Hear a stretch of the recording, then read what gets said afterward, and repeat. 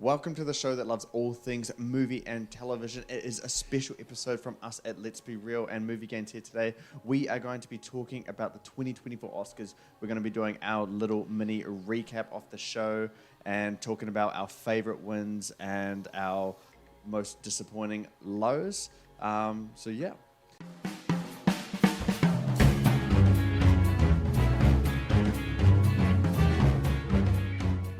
I'm James. That's Nan, and we're coming to you from Australia and New Zealand. Earlier today, we did a live stream, a little bit of an Oscars watch party, if you will. And yeah, so if you want to check that out, you can, but it's going to sound a little bit awkward without the Oscars playing right next to you. So if you want to watch it, you can. You get a little bit more of our extensive thoughts there as we kind of covered almost everything in depth because we had to keep talking for over 2 hours. And the stream was late. It was a whole fiasco this morning, but we got there. For us, it's like early in the morning. Like it's only like 2 p.m. for me, and Nan, it's probably like 5 p.m. So, you know, we've had the whole day to just sit back, enjoy these Oscars, and so now we're going to talk about it a little bit more. But before we do jump in, just head on over to our Twitter account or YouTube. Leave a comment below. Just with anything that you want, questions, topics, ideas, we can have a chat over there, or we can cover something on our show. Who knows? Appreciate everyone for watching this and enjoying our stuff today. So let's just jump into it. Nan, the Oscars 2024 was just gone. What do you think of the ceremony? They did a little flashback or like a little back in time Oscars segment where the old winners would present or announce the nominees for the acting categories. We saw I'm Just Ken by Ryan Gosling. Some new stuff there, but some old stuff like Jimmy Kimmel hosting the Oscars again. So what do you think about the entire thing? Yeah, I thought it was good. Controversy free, no slaps, no arguments, no nothing. It was good. Jimmy Kimmel, if you watch one of his previous 4 Oscars that he's hosted, you've pretty much seen this one. It's a typical forced joke that was not funny. Yeah, pretty much. The best part of it was his skit with John Cena. That was largely because of John Cena. But no, I thought it was a relatively good Oscars. I'm Just Ken was clearly the best moment, performed by Ryan Gosling. It was like a meme come true. I did like the meme come true. I did like the touch of the previous Oscar winners for the acting categories talking about the current nominees. That was really cool. I think it's the first time in like 15 years that they brought that back, and it was good. It just made the acting categories a lot bigger, a lot more prestigious, as it should be. So I'm pretty much the same. I did like this one. It's a shame that we had to deal with this whole live stream stuff for like the first hour where they announced some crucial stuff and we didn't really get a chance to get kind of immersed in it all. But I mean, it felt a lot shorter than it has before, so I thought the pacing of this show was a lot better than what we've had in recent years. I mean, the Oscars is like one of our favorite days as people who love movies and stuff like that. So we always look forward to it, but it is, usually quite a slog to get through. 3.5 hours, and there's only a very few highlights in it. So there was some stuff that, I liked and I didn't like. I don't care for Jimmy Kimmel at all. We just need some freshness into it. And I said it during the live stream when you were on a break, but we always talk about this, and actors as some of iconic characters presenting the Oscars would be cool. That's probably the best way to really get some energy into this. But otherwise, things like I'm Just Ken by Ryan Gosling, I thought that came at the right time. It comes about 2 hours into the show, and it just kind of adds, you just start get a little bit energized and hyped up again because it's such an interesting Oscars moment, stuff you wouldn't really see usually. We both criticized it in our live stream that we did, but the in memoriam, weird, like the dances being distracting and it going to different screens, and it was just a really weird way to do it, especially in such a sad moment where we had lost so much good talent this year as well.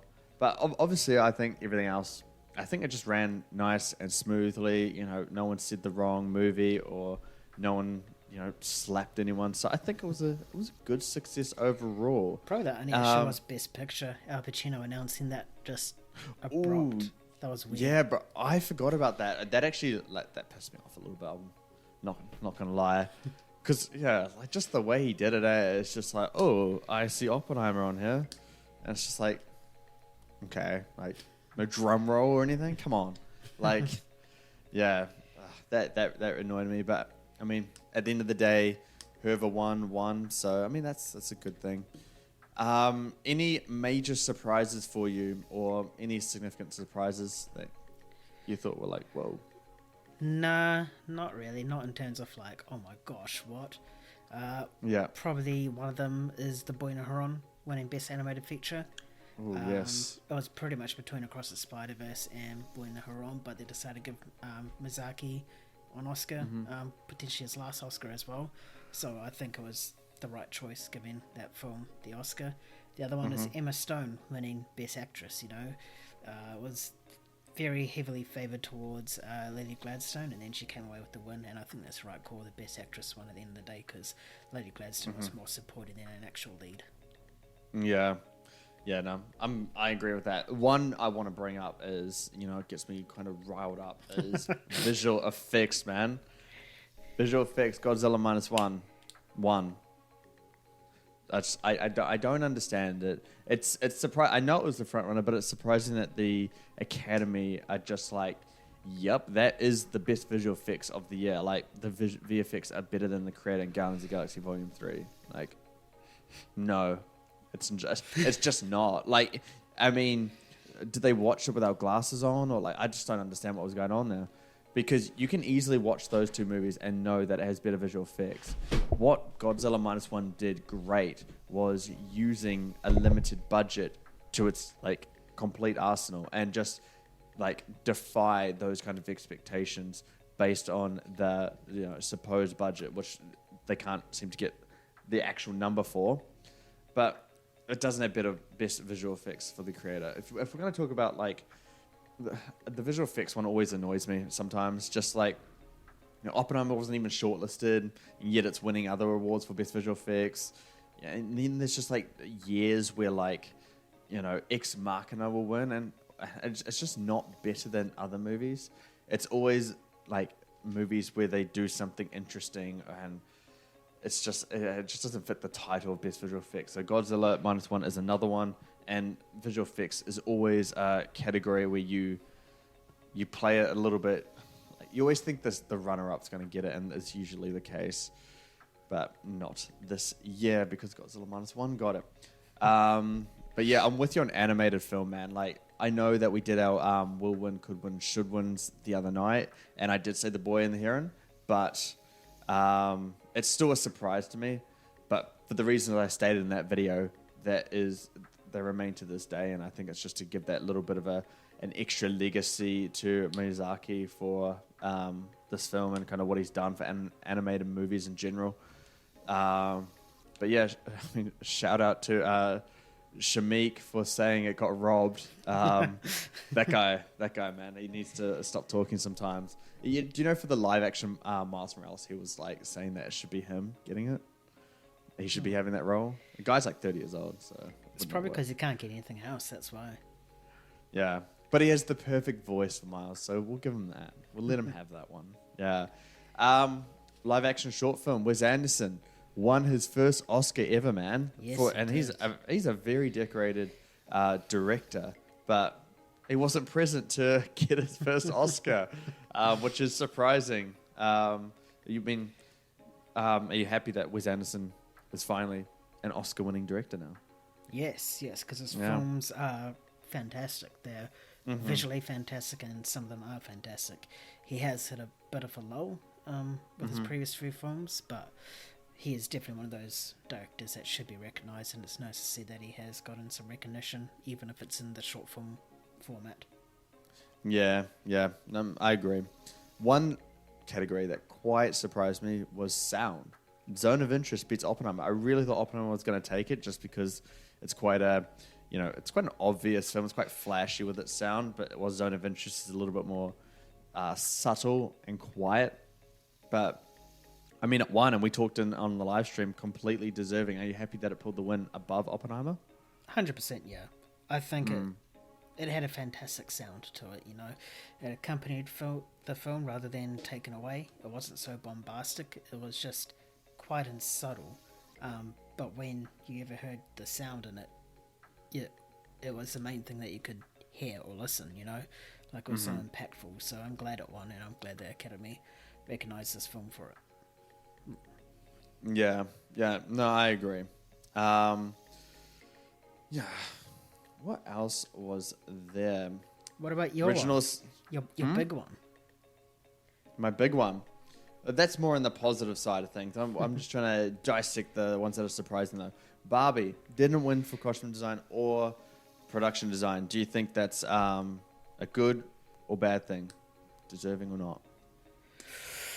What took its place was Poor Things, right? Yeah, it took out both of them from it. I think it is a good thing. I mean, if I were going to give it anything, it would be production, if I had to. But the production and the costume in Poor Things is fantastic on its own. So it's nice if it got snubbed. It just got beat by a better film with better creativity at the end of the day. It is quite funny that the only Oscars Barbie won was for original song. It didn't win. That's all it won. Didn't win anything else. I'm sure Sad. There'll be some Barbie bitches online probably complaining for sure. But hey, at the end of the day, it wasn't the best movie in those categories it was nominated for. I mean, I would argue that. I don't know. It's tough. I mean, Barbie and Poor Things are easily the top two for both those categories for the year for me. Yeah. In terms of production design, I do switch on and off between which one I prefer above them. But yeah, tough luck for Barbie. I always thought production design was almost a lock from the get-go. But then Poor Things released, so yeah. Films that didn't win any Oscars at all. Maestro. Is that a good thing or bad thing? Bit of both. It's a good thing because Maestro was a shit movie compared to what's the first one he did? I forgot it. Star is Born. A Star is Born. You know. Yeah, definitely. That one was clearly his best film that he directed. Maestro just seemed like as if he was trying so hard to win an Oscar, and it clearly blew up in his face. So poor Bradley Cooper. Maybe his third time lucky. You know, just don't try so hard. Because the best thing about A Star is Born is that it was so organic in its rise. You know, no one was expecting it to be that good or that fantastic, and it just blew everyone away. But you could watch him Maestro, you could just tell he was trying in terms of the dialogue, you know, the composing of some scenes. You know, you could just see that he was trying to force those voters to vote for him. Yeah, and he was getting a little bit too fancy with it all. Like you just get that feel for it, and yeah, it didn't work out. And I think kind of everyone saw that he was trying a little bit too hard there. And yeah, you're right. He should go for something a little bit more organic next time. Another movie that I haven't heard even named in a long, long time, surprisingly, because it was nominated for Best Picture. That's Past Lives. That won nothing as well. It feels like everyone has forgotten about that movie. Like, I don't know. Are you in that same boat? Have you heard anything about it? No, I haven't. Because I know that mid-year, when the film festivals were around, it was being talks of, you know, being one of the big ones. But then I guess that's when all the actual Oscar big boys came and just steamrolled it. So Past Lives was just pretty much there for a filler. To be honest, I don't think it could have won anything else. Is it nothing that you think that it would thrive in? Nah. Not at all. I would say actress, but after seeing Emma Stone, it was just first round knockout. So I think it was just there for filler to make up the numbers, really. Yeah, it's so sad. I mean, like we were saying in the stream, I would have loved to have seen like a ballot showing the total votes for each film in each category and just kind of see where Past Lives actually stood. Yeah, I think that would be interesting. Yeah, and you know, we've covered it before. Across the Spider-Verse, that didn't win anything either. I mean, score, I wish it got nominated for that because it absolutely deserves it. But the biggest shock for me, Killers of the Flower Moon won nothing. Zero. Bro, that one's mind blowing to me because it's, you know, it's Martin Scorsese, it's Leo, it's Robert De Niro. Like, film legends have made this movie. Everybody loved it. So highly rated everywhere, but just couldn't pull together a single win. Yeah, it just goes to show how competitive this year was. If Killers released last year, it probably would have dominated everything everywhere all at once for sure. Even if it released this year, it could probably dominate as well. So I think it just released in a year where just the competition was so good, high that it ended up getting dominated. Even Lily Gladstone, she was one of the favourites to win actress, and she couldn't pull it off. Just goes to show that they should have submitted her for supporting, because I definitely think she would have taken that one away. Yeah, I think it would have been a good competition as well, but oh man, it's tough. I think it deserves something, but yeah, you're right. I don't know where you can put it, you know. And the good thing about this year's Oscars is that it was a little bit more diverse in terms of winners. So in terms of films that won multiple Oscars, there were only 3 this year, and that was The Zone of Interest, Poor Things, and Oppenheimer. Zone of Interest won 2, so that would be International Feature and Best Sound. But hey, it wouldn't have won Best International Feature if France submitted an Anatomy of a Fall. I think we know that. And the dog was there in the seats watching this whole ceremony. Good old Messi. I wonder, do you think he pooed in the seat? Nah, he seems like a well-behaved dog. Yeah, he does. He was clapping and everything. And then you have Poor Things, which gave me and Nan a little bit of a scare. It started to win kind of all those technicals. It won 4 Oscars: makeup and hairstyling, costume design, production design, and Best Actress. So yeah, Nan, is that the right amount? Do you think it could have won anything else, or wasn't deserving of one of those? Nah, I think it won all the right ones. The only one it could have potentially won was cinematography, but I was going toe-to-toe with Oppenheimer as well. But I think it won the right amount. I mean, hey now, don't back down from what you said the other night, you know, in terms of who should win Best Makeup and Hairstyling. You went with your boy Maestro.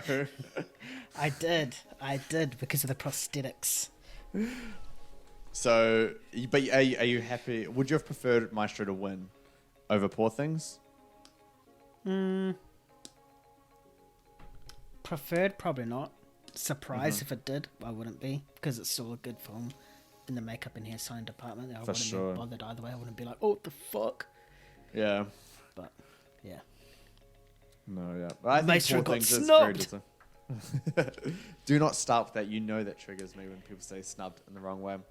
And then I think the big news of the night is Oppenheimer. It's just one of the... I don't know if I should say it yet, but one of the most successful films of all time. I think that's a fair thing to say right now, because it's won Best Picture, Best Director, Best Actor, Best Supporting Actor, a bunch of the technicals, and it also made nearly $1 billion. It is the 3rd highest grossing film that has won Best Picture, and on a limited budget compared to what you see today. I would say the amount of success it's gotten, you know, commercially and through the awards, plus box office, also selling out in physical media copies, all that stuff. I think it's one of the most successful films of all time, based when you take in everything that makes up success of a movie. Would you agree with that? Or are there other candidates out there for you? Probably. I mean, the films that won, 10, 11 Oscars definitely have a case, like La La Land and Lord of the Rings, by far. Titanic? Yeah, I forgot about that. But Lord of the Rings, it's successful on the movie front, merch front, and book front as well. So that's a big case for most successful movie of all time.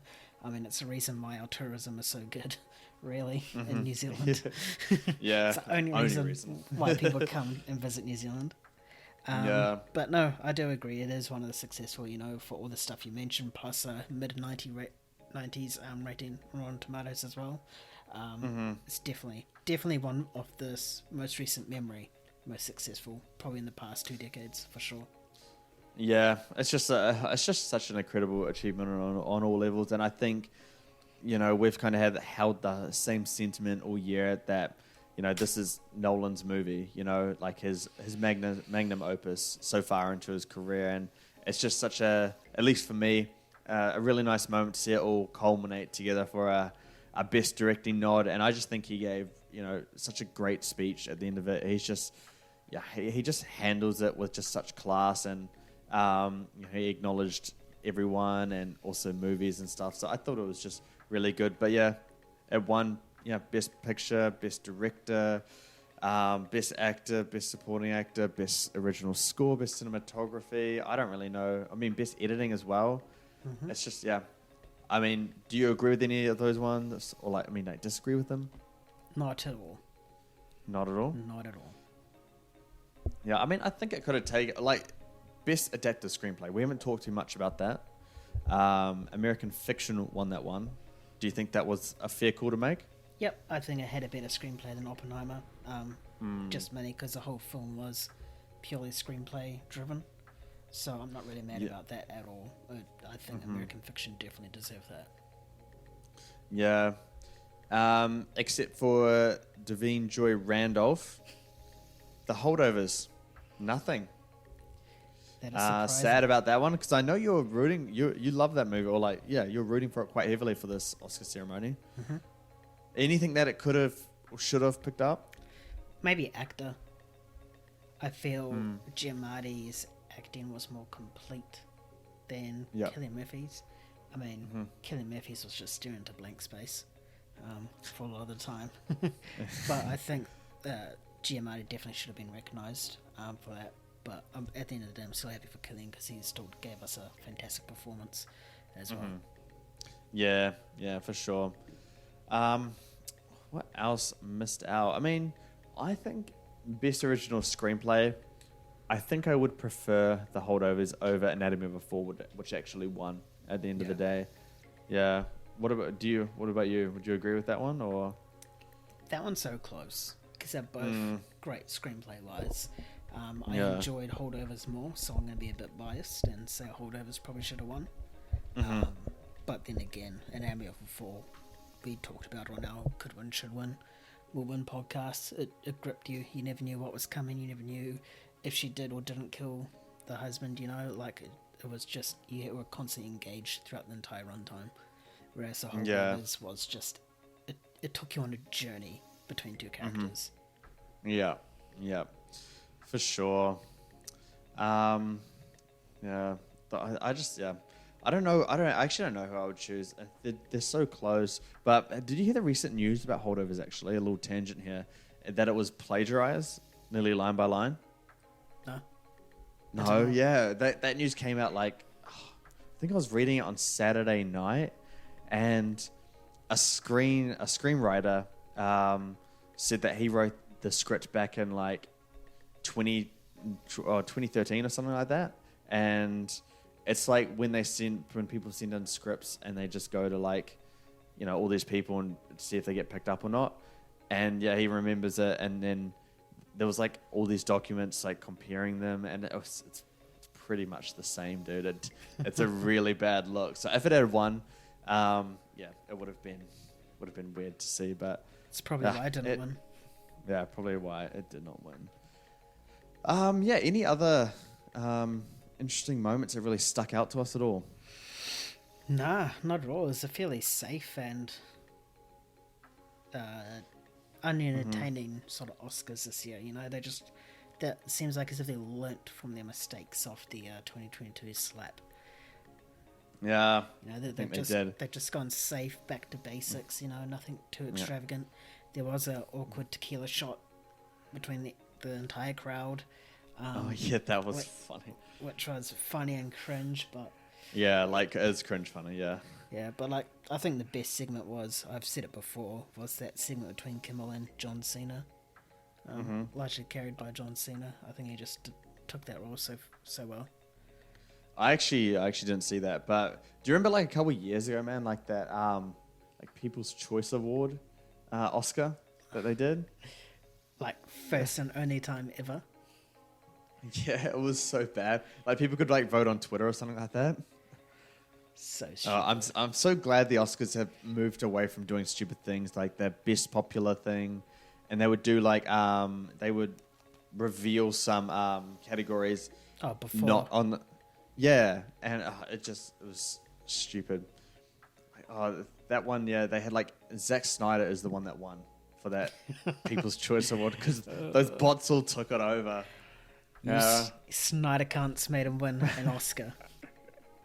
Yeah, but man, like I'm like, don't get me wrong, I'm really happy for Christopher Nolan, Emma Thomas, and Oppenheimer. Like you would know that, and anyone who like listens to us regularly will know that as well. But I don't know. I just love competition, man. I don't like going into Oscars and kind of knowing it, and I don't like clear front runners, like where it's like locked. Like supporting actress this year was such a dull thing. It's hard to talk about because there's no competition there. We know who's going to win. We're not here to say like Emily Blunt. Oh, she like has a chance. You know, It's just like Davine Joy Randolph won everything, and so it's like. That's all mind you, this has been one of the closest Oscars in recent memory, apart from those few categories. You know, I guess every category can't be so close. There's always going to be a clear front runner, but I have enjoyed on how close because really anything could have won. Best actor, anything could have won. Actress, anything could have won. Supporting actor, maybe. Yeah, maybe. I don't know. No, Robert Downey Jr. had it for a while. Yeah, but no, I mean, you're right that it's more competitive this year, but I still think we need to make it a little bit more competitive. It's like watching everything and you kind of know the outcome. Yeah, like you watch sports, you know, I've watched sports, and it's not fun to watch a game when you know who's going to win. Like, there's not much there to really think about. You just kind of sit back and be like, oh, okay, yeah, they won. But I think this year I did do it a lot better in terms of getting some more competition. But I do get a little fearful for this next upcoming Oscars in 2025 because what are the movies that can really make waves there, you know? Like, there's not much. Furiosa. Dune, Furiosa. Yeah, well, Dune's chances next year, it released so early it might not have the momentum to get there. But what do you think? Do you think... Outside of technical stuff, because that's a given. That's an easy answer for you. Or get nominated for picture, maybe directing, nothing in acting. Really? Not Timothée Chalamet? No. Austin Butler? Oh, I could see that. I could actually see Austin Butler as supporting. Depends how weak the year is, really. I mean, he's great, but like, it's not really like there's not much of a performance there, other than psychotic, crazy man. Yeah, writing. I think I could do writing, adapted screenplay, just because of the what it's based on is such a hard thing to do. I would say it has a chance there. Yeah, possibly. Yeah, I mean, maybe Furiosa editing, too. Maybe. Not screenplay, but Furiosa I think has a chance at Oscars next year. Definitely visuals and sound. If anything, Mad Max Fury Road is to go by. Yeah, because Mad Max Fury Road, how much did it win? It won quite a bit. Yeah, I think it won like 4 to 6 Oscars by the end of it. Yeah. I mean, let's take a look at what's coming out. There's not much there. I mean, Megalopolis, you had on your most anticipated. Francis Ford Coppola. That's the one, yeah. Stands a chance there. Yep. Yeah. I think it's his probably final film, most likely. His magnum opus. Yeah. Starring Adam Driver. It's just been in the works for so long, so I think they can really make some waves there. But I know there's a Steve McQueen movie coming out, and that's really kind of the gist of what we know so far. But I think Dune is one to look out for early on. But it is going to be an interesting one. I mean, Joker, that got like 10 nominations for the first one. Do you think that has a chance? Maybe. I guess because everyone's already seen Joker, they know what to expect. Whereas in Joker, when it first came out, no one knew it would be that good or what they were expecting. So that's probably why it got highly rated. so I don't really see anything. Maybe song, score, maybe acting as well. Could see it. Possibly visuals or cinematography, depending on how that looks. But yeah, I guess when the trailer comes out, we can actually judge visually on where we'll stand. Yeah, I'm hoping for good things for that movie. Hopefully it's better than the first, 'cause I think the first one was wildly overrated and not deserving of a lot of those nominations. But yeah, no. Any other thoughts to add on for this year's Oscars? Nah, not at all. I think the right winners won. Right winners won, yeah. I think it was a good one. There's no controversies, not much snubs where we can all bitch and moan and complain on the internet. I think it was a pretty good year. Unless you're Shamik Moore. Yeah, with Across the Spider-Verse losing. But it's fine. It's not a big deal. You'll just win when Beyond the Spider-Verse comes out, mate. So just pipe down a little bit. That's my message to Shamik Moore. Reach out to us on X, please. Otherwise, yeah, that is going to do it for us today. We are heading back to a regular podcast schedule, so we'll be doing a video for that as well. So do tune in. We're looking around, a couple times a week, just discussing the latest news, all that kind of stuff. But I think Thursday, Nayan, are we going to do our top 10s of 2023? Are we going to do it then? Yeah? Yes, we will. I'll chuck it on the podcast list and we can do that. We'll make it a little special, and then on Sunday we'll have our actual Let's Be Real for sure. All right. You heard it here first from Nayan, guys. We are going to be doing our top 10 films of 2023 around Thursday. I don't know when they'll go up. It's just depending on editing, all that stuff at the moment. And then, we'll be back to our regular podcast stuff and just kind of entering in the new year as some good movies start to come out, because it's been a really dead patch of movies. But thank you so much for tuning in, watching. Your support and engagement does mean a lot to us. If you'd like to hear more from us, do subscribe to us on YouTube or follow us on your favorite podcast platform and consider giving us a rating. You can also find us on Twitter, TikTok, Instagram, all that stuff. Before we do head off, though, we want to hear your thoughts, so please do comment below whether you agree with us in terms of certain winners, whether you thought other people should have won or more deserving. Share your perspective and we can have a chat about it. Otherwise, if you do want some of our deeper content, you can just head over to moviegames.com. We do 4K stuff, physical media, box office, award season, which is going to obviously now stop. Otherwise, if you're too lazy for that, you can just sign up to our weekly newsletter to stay up to date. So just find that link in the description below. Thanks again for joining us. We'll catch you next time. Keep bringing the hype. Peace. See you later.